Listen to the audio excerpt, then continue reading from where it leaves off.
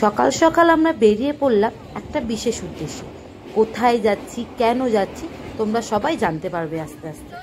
আর ট্রেনের মধ্যে আমরা দারুণ মজা করতে করতে চলছি, সবাই মিলে হাসি মজা, দারুণ আনন্দ হলো যাচ্ছে।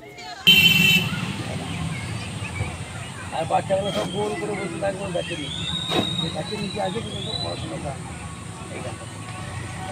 এবার কি আস্তে আস্তে চেনা যাচ্ছে আমরা কোথায় গেছি, কেন গেছি এটা না পরের ভিডিও আসছে, কিন্তু কোথায় গেছি সেটা চেনা যাচ্ছে।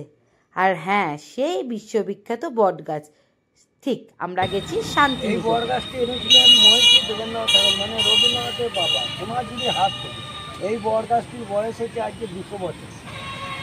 এইখানে প্রথম রবীন্দ্রনাথ ঠাকুর প্রথম কবিতাটি লিখেছিলেন, ওই যখন ওই চেয়ারটাতে বসে কুমোর পাড়ার গরুর গাড়ি বোঝাই করা কৈশার, এই কবিতাটি প্রথম লিখেছিলেন এইখানে রবীন্দ্রনাথ।